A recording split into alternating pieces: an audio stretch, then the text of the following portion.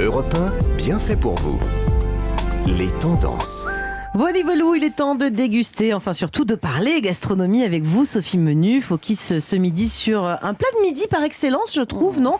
Ça se mange sur le pouce, moi je l'aime bien avec des frites, vous m'aviez entendu, puisque vous êtes venu aussi avec des frites, mais on peut le déguster avec de la salade, ça sera plutôt pour Jean-Marc Delorme, ça. Alors Sophie, place au club sandwich. Alors le club sandwich, effectivement, de la viande, du poisson, du fromage, des légumes, entre 2 tranches de pain. Jamais une recette n'a été aussi universelle que le sandwich. Non mais c'est bizarre ce nom d'ailleurs, ça vient d'où Sophie ? Oui, c'est vrai. Alors si on entend parler du mot sandwich, en fait c'était au milieu du XVIIIe siècle avec John Lord Montagu, 4e comte de Sandwich, un Anglais qui habitait dans le Kent. Il était diplomate, amiral de la flotte du roi George III. Et les circonstances de son invention, comme souvent, les histoires qu'on raconte sont assez controversées. Alors, on dit que c'est autour d'une table de jeu que la recette serait née. En fait, un soir qu'il était assis autour d'une partie de cartes, parce qu'il était très joueur, il était tellement occupé à miser que son maître d'hôtel, pour lui permettre de continuer à se concentrer sur une partie, il aurait confectionné un encas à déguster avec les doigts, une tranche de roast beef entre 2 tranches de pain. Il pouvait d'une main tenir ses cartes et de l'autre croquer dans son sandwich. Pratique, effectivement. Alors, entre jouer ou manger, il a choisi de quoi jouer et manger. Il a choisi de jouer et de manger. Alors aussi, aujourd'hui, vous pouvez jouer et manger parce que je vous ai apporté. Qu'est-ce que vous nous avez apporté de bon ? Donc, des clubs sandwich, il faut que vous goûtiez aussi, messieurs. Ils arrivent direct et je remercie. C'est une nouvelle brasserie qui s'appelle la brasserie du Bio, qui est rue Saint-Denis dans le 2e. Ils nous l'ont préparé spécialement pour nous. Ah ouais, ça a l'air appétissant. Ça vient d'arriver. Alors, allez-y, goûtez. On fera du sport après, Jean-Marc. Voilà. Ouais. Il faut faire combien de sport pour éliminer un club sandwich comme ça, Jean-Marc ? Ah bah là, faut y passer la semaine. C'est génial. Mais ça, c'est un plat universel. C'est un plat universel. Alors, bien sûr. Alors, je voudrais juste revenir sur cette histoire de sandwich parce qu'on a donné aussi ce nom de sandwich. Parce que tout le monde regarde ça et ne se jette pas dessus. Moi, j'y vais. Elle est gourmande. Mais Mélanie, elle avait promis qu'elle ne le ferait pas. Elle l'a fait avant d'entrer au studio. Elle me dit, je ne toucherai pas au club sandwich de Sophie Menu. Et regardez, elle en a pas l'air trop bon. C'est dur de résister. Et c'est vrai qu'il est bon. Alors donc simplement, oui, ce nom sandwich, on le retrouve aussi dans des îles que le navigateur James Cook a découvert. Et en fait, cette expédition était commandée par ce fameux Lord Sandwich. Alors oui, c'est un plat complètement universel puisque depuis que le pain levé ou pas existe, en fait, on trouve du sandwich. Les hommes ont l'habitude d'emprisonner des aliments à l'intérieur. C'est pratique à emporter. Mélanie qui est en train de tout manger. Il y a du bacon dedans, c'est délicieux. Alors, il y a même en fait des célèbres maisons de caviar qui le préparent maintenant avec du caviar. Oh là là, avec sandwich au caviar. Ouais, avec les fêtes qui arrivent, c'est peut-être une idée de cadeau gastronomique. Alors, si on fait un petit tour d'horizon du sandwich ou du club sandwich. Aux États-Unis, on trouve le burger, évidemment, de la viande hachée, du bacon et du fromage emprisonné dans du pain toasté. Au Vietnam, le banh mi. Vous connaissez le banh mi ? Ah oui, j'ai déjà goûté. Mais pas au Vietnam, mais alors, on en trouve à Paris aussi. C'est l'héritage de l'empire colonial, puisque nous, on avait l'occupation coloniale, on avait apporté nos baguettes et du coup, ils les ont gardées. Et à l'intérieur, ils garnissent avec de la viande braisée, des légumes, du coriandre. C'est un peu fort, c'est super bon. Moi, j'ai goûté là-bas, c'est trop bon. Panini en Italie, évidemment, avec la fameuse mozzarella. Et puis, c'est bien fondu. Voilà. Ça dégouline un peu. Moi, j'adore ça. En Mexique, la semita, c'est une sorte de brioche au sésame et garnie de viande frite, avocat et fromage. Au Danemark, le smørrebrød, qui est carrément... Vous connaissiez pas ? Non, pas du tout. Smørrebrød. Benjamin Lévesque, qui est danois, confirme, c'est très bon, il nous dit. Il adore, très très bon. Alors le smørrebrød, c'est vraiment le plat national d'ailleurs du Danemark. C'est un sandwich ouvert sur lequel on pose en fait des tas de choses, beaucoup de fruits de mer, poisson fumé, non ? Exactement, poisson fumé, œufs brouillés, crudités, c'est très bon. Et alors, est-ce que vous connaissez l'origine du kebab ? Bah oui, vous nous l'avez dit une fois. Non, c'est pas vous, c'est l'Allemagne. Ouais, exactement. C'est vrai. On l'a entendu dans Bien fait pour vous. Voilà, c'est un cuisinier turc qui l'a inventé, mais qui habitait en Allemagne. C'est Abdel Alaoui qui nous l'avait dit. Ah oui, bien sûr, c'est vrai. Et alors Sophie, non seulement c'est universel, mais extrêmement consommé. Oui, alors est-ce que vous voulez quelques chiffres ? Allez-y. Alors, vous allez halluciner. En France, plus de 2 milliards de sandwichs sont consommés tous les ans. 76 sont achetés chaque seconde. Oh là là. Représentant un chiffre d'affaires de 6,5 millions par jour. Je vais peut-être monter une sandwicherie, moi. C'est vrai, c'est ça qu'il faut faire. sur 3 sandwichs vendus sont préparés à base de charcuterie et de fromage. Et le fameux jambon beurre, en fait, remporte quasi tous les suffrages, plus que 51%. Et figurez-vous que c'est les hommes qui en consomment plus que les femmes. Ils n'ont pas touché pourtant les deux, là, les sportifs. Bon, écoutez, moi j'aimerais savoir comment on fait un bon club sandwich chez soi. Ça doit pas être très compliqué. Allez, la recette. Alors la recette, il y en a beaucoup. Alors celle qu'on a sous les yeux, c'est vraiment la classique et c'est souvent la meilleure. Alors, c'est très bon, je confirme. Comme c'est simple, il faut des ingrédients de qualité. Donc on fait poêler du poulet. Il y a du poulet, du bacon. On met de côté, on fait cuire un œuf ou deux qu'on coupe en rondelles. Et puis en fait, on fait des strates. Alors on tartine de pain, de la mayonnaise. Vous en avez au coin de la bouche d'ailleurs, Mélanie. Et puis on met, selon la saison, c'est toujours mieux de suivre la saison. Donc en été, on pourra mettre tomates et concombres. En hiver, peut-être plus de légumes qui soient du moment. Et puis on monte ça comme ça en couches. Et ces pains de mie, on les coupe en triangles et on met, comme la brasserie de Bilot l'a fait, un petit pic pour tenir. Un gros pic. C'est pas le truc le plus facile à manger quand même. C'est vrai. Mais c'est tellement bon. Et ça se mange sans faim, franchement. Mais alors, j'ai pas compris. Il faut aplatir, c'est ça ? Un petit peu pour que ça tienne et que surtout notre bouche, même très ouverte, arrive à le gober. Oui, parce qu'il faut gober. On est d'accord que ça se mange pas en deux. C'est raté. Moi, parfois, je le découpe en deux parce que ça rentre pas, mais ça, c'est nul. Il faut que ça rentre dans la bouche. Dans votre jolie bouche. Merci beaucoup, Sophie Menu, pour cette présentation parfaite du Club Sandwich. Ça n'a pas l'air si difficile à faire. Moi, j'ai tout noté. J'en ferai peut-être un très bientôt pour toute l'équipe de Bien fait Julia. Bon, alors on revient dans quelques minutes avec d'autres tendances, notamment la tendance beauté du docteur Aurène Marco qui va nous expliquer ce qu'est cette intervention, l'abdominal hatching, de faux abdos en un tour. Voilà, c'est bizarre, de faux abdos avec le bistouri. Et puis pour avoir des abdos en béton, il y aura aussi les conseils sportifs de Jean-Marc Delorme qui va nous aider à sculpter nos tablettes de chocolat, mais dans le froid ce midi. Donc restez avec nous sur Europe 1. 11h30 sur Europe 1. Bien fait pour vous. Julia Vignali et Mélanie Gomez. C'est bien fait pour vous. Nous sommes toujours en direct jusqu'à 12h30 avec nos 3 chroniqueurs du jour.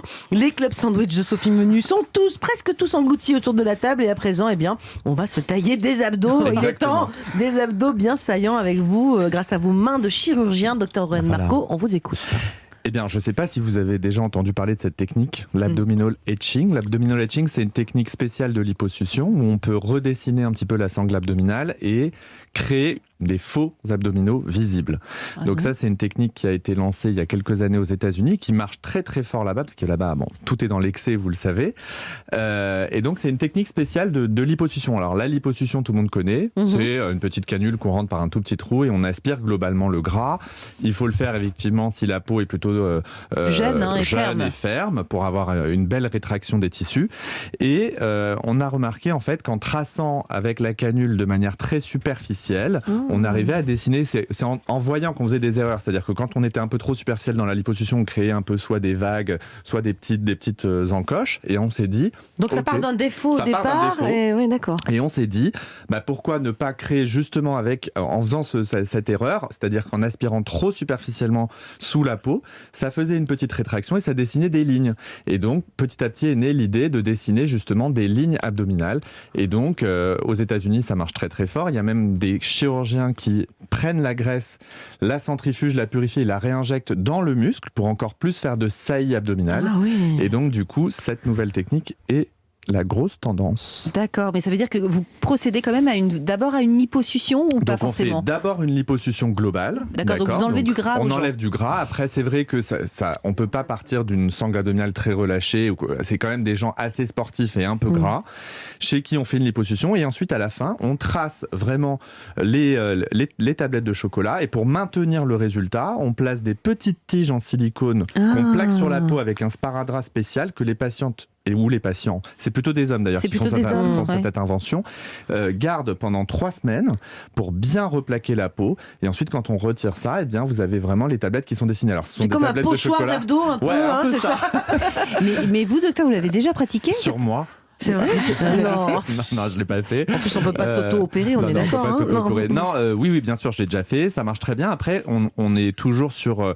Il faut toujours bien choisir ses patients. C'est-à-dire que vous n'allez pas prendre quelqu'un qui fait le yo-yo, qui va faire n'importe quoi derrière. Ça marche très bien. Chez les femmes, vous le faites pas trop, vous, par exemple? Les femmes, elles n'ont pas trop la demande d'avoir les tablettes de chocolat saillantes. Elles veulent avoir le ventre plus plat, voilà. mais elles veulent pas forcément donc avoir. C'est vraiment un truc de mec. Oui, et puis le ventre plat, dans ces cas-là, vous faites une abdomino, je sais pas quoi là. Voilà, pour resserrer la sangle abdominale. Mais c'est vrai que à part les bodybuildeuses, les filles ne demandent pas trop des abdos saillants. Non, quoi, en tout les cas. filles veulent pas d'abdos saillants, elles veulent vraiment le ventre plat. Est-ce que c'est beaucoup plus douloureux qu'une liposuction normale? Non, pas du tout. On sent quasiment rien parce que la peau est indolore en fait après l'intervention. Donc non, ça ne rajoute pas effectivement de douleur supplémentaire. Par contre, le recul, comme d'habitude, c'est toujours ça dans la chirurgie et dans les actes de médecine esthétique. Il faut du recul sur du long terme. Et là, on n'est qu'à 4 ou 5 ans de l'explosion de cette technique, mais c'est vrai qu'on n'a pas le recul sur le vieillissement de la peau dans le futur. Comment va vieillir l'abdomen? Est-ce qu'on les garde jusqu'à 80 ans, les abdos? Je suis pas sûre. Le relâchement derrière, ça va pas justement créer des dysesthésies. Et vous pensez, même si on n'a pas beaucoup de recul, que si un jour on en a marre de ces abdos, parce que c'est vrai, vous disiez à 80 ans, on n'a pas forcément envie d'être taillé comme musclor. Enfin, c'est bizarre quand on a la tête qui part en live, on n'a pas forcément envie d'avoir un corps d'athlète. Est-ce que vous pourriez enlever ça? Ça s'enlève ou pas? Alors on peut effectivement penser à repasser la canule pour enlever les adhérences, ça pourrait être envisageable, mais en vrai, je crois que dans le futur, c'est la même question qu'on se pose avec des femmes qui vont se faire poser des implants, et qu'est-ce qu'on fera quand elles auront 70-80 ans pour avoir déjà réopéré des patientes de 75 ans de prothèses. Elles sont coquettes et elles ne veulent pas les retirer, elles les changent. Ouais. Donc elles se font refaire la tête pour aller avec les seins, c'est ça?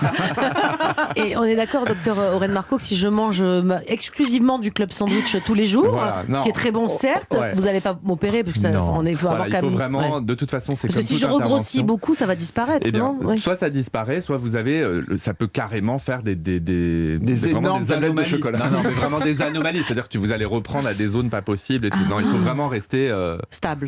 Mais alors du coup, vous, docteur, vous en pensez quoi réellement? Si quelqu'un vient dans votre cabinet, c'est quelque chose que vous acceptez facilement? J'accepte vraiment sur un patient chez qui la qualité de la peau est parfaite, sportif. Donc jeune plutôt quand même. Plutôt jeune. Donc Jean-Marc Delorme, quoi. Entre 30 et 45 ans, quoi, on va dire. 45, qui a une hygiène de vie stable, bien, qui fait attention, qui fait du sport, mais qui n'arrive pas à se débarrasser d'un tout petit peu de gras. Et donc du coup, on peut lui proposer effectivement. Bon, génial. Hein. Je sais pas si Jean-Marc Delorme accepterait. Il en a pas surtout, besoin, on n'a plus besoin de lui, en fait. Là, non c'est ça. Merci en tout cas, docteur Aurène Marco. Vous restez avec nous parce que Jean-Marc Delorme, lui, veut nous faire des vrais abdos et en plus dans le froid. Dans le froid. Vous voulez qu'on se gèle? C'est quoi votre projet pour nous? Écoutez, c'est l'hiver, hein, donc effectivement, il commence à faire froid, il fait même très froid. C'est pas le moment d'arrêter le sport. Parce qu'il y en a beaucoup qui le font. Mais oui, justement, je vais vous montrer qu'il y a plein d'avantages. Hein, et comme disait la maman d'Abdel, hein, ce qui ne tue pas te renforce. Voilà. Il adopte les adages d'Abdel, c'est pas mal. Hein, la transmission dans cette émission. Quel est l'effet du froid, Jean-Marc, sur notre corps? Alors, tout simplement, c'est le sang, évidemment, qui apporte l'oxygène dans les muscles, donc, et qui permet leur fonctionnalité.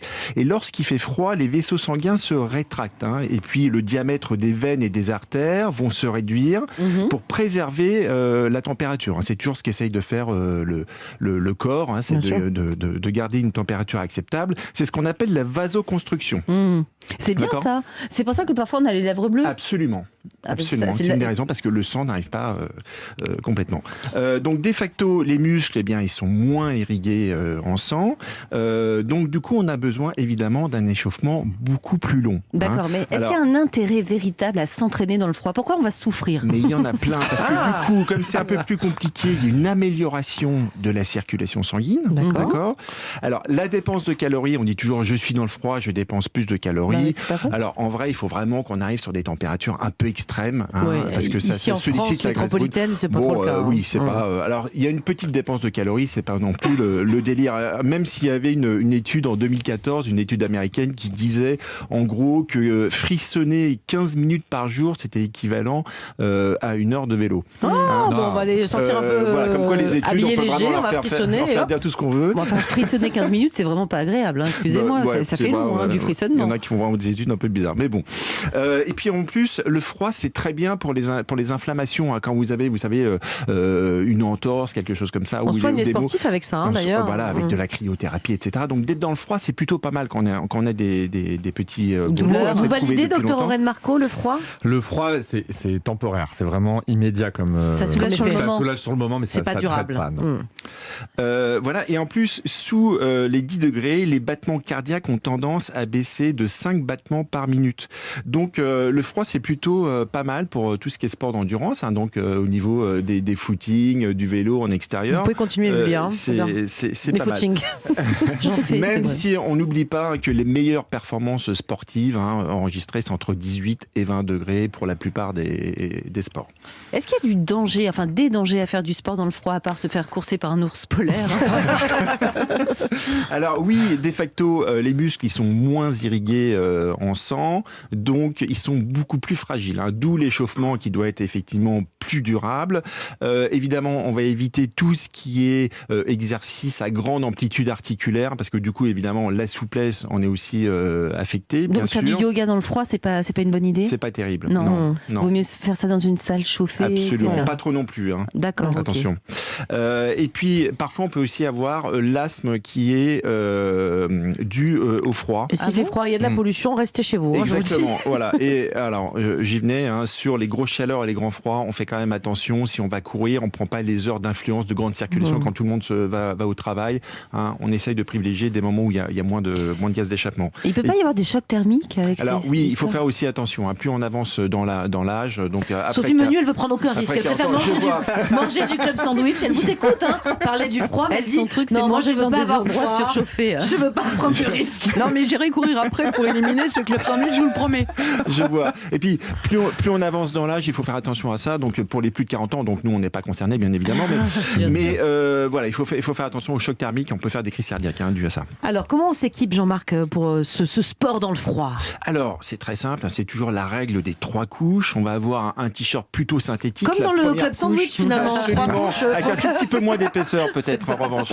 Mais donc un t-shirt technique qui va permettre d'imbiber la sueur, un polaire technique. Vous avez aussi des laines, il y a une marque qui fait ça très bien pour le froid. Et puis une veste type Gore-Tex, tout du moins imperméable et qui va permettre aussi 3 couches d'éviter s'il y a du vent. Il faut protéger ses extrémités, non? Les extrémités, je vous ai vu sûr. sur Instagram avec un bonnet, c'est indispensable le bonnet. Pourquoi? Indispensable. Il y a entre 25 et 28% de la chaleur qui s'échappe par la tête. Donc il faut se couvrir la tête. Et les gants? Les gants, c'est pareil. Soit vous mettez, si vous avez avec un sport actif, vous mettez des petits gants de soie, c'est suffisant. Si on vous rajoute une petite moufle légère, 2 couches, généralement, ça fait l'affaire. Un petit tour de cou, vous savez, vous en avez, vous pouvez le mettre autour des oreilles, autour du cou. Ça, c'est hyper pratique et c'est bien. Et bien sûr, un legging ou un cuissard, d'accord, long qui permet de couvrir les jambes, pas de short, s'il vous plaît.